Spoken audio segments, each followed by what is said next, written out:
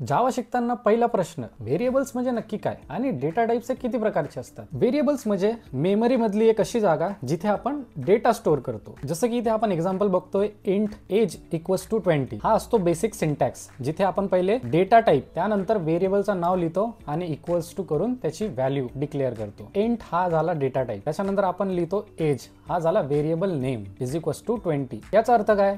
आपण मेमरीमध्ये एक एज नावाचा व्हेरिएबल क्रिएट केलाय जिथे ही 20 व्हॅल्यू स्टोअर झाली आहे. नेक्स्ट एक्झाम्पल बघूया. इथे int X is equals to 5 केलाय आपण, तर इथे एक्स हा झाला व्हेरिएबल नेम, इंट हा झाला डेटा टाइप, 5 ही व्हॅल्यू स्टोअर केली आपण एक्स व्हेरिएबल मध्ये. परत एक एक्झाम्पल घेऊया. इथे string first name is equals to John, so first name हा झाला आपला व्हेरिएबल नेम, स्ट्रिंग झाली डेटा टाइप आणि जॉन झाली व्हॅल्यू.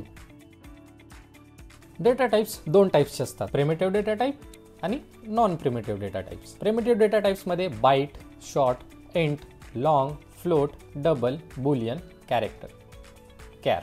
सो बाईट मध्ये आपण -28 to 127 होल नंबर स्टोअर करू शकतो.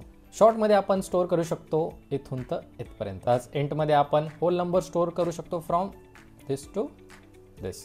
तसं लॉंग मध्ये आपण खूप मोठे नंबर स्टोअर करू शकतो, जसं की फ्लोट मध्ये आपण फ्रॅक्शनल नंबर स्टोअर करतो. डबल मध्ये पण आपण फ्रॅक्शनल नंबर स्टोअर करतो which are sufficient for storing 15 to 16 decimal digits. तसं बुलियन मध्ये आपण ट्रू और फॉल्स हे व्हॅल्यू स्टोअर करतो. कॅरेक्टर मध्ये आपण सिंगल कॅरेक्टर स्टोअर करतो, जसं की ए, बी. नॉन प्रिमिटिव्ह डेटा टाइप्स म्हटलं तर स्ट्रिंग्स, ॲरेज आणि क्लासेस. स्ट्रिंग जसं की आपण बघितलं नाव स्टोअर करताना, हे झाले स्ट्रिंग. जसं की आपण हॅलो वर्ल्ड मध्ये हॅलो वर्ल्ड लिहिलं होतं, हे झाली स्ट्रिंग. जर तुम्हाला डेटा टाइप्स अँड व्हेरिएबल्स समजले असणार तर या क्वेश्चन्सचे आन्सर कमेंटमध्ये कमेंट करा.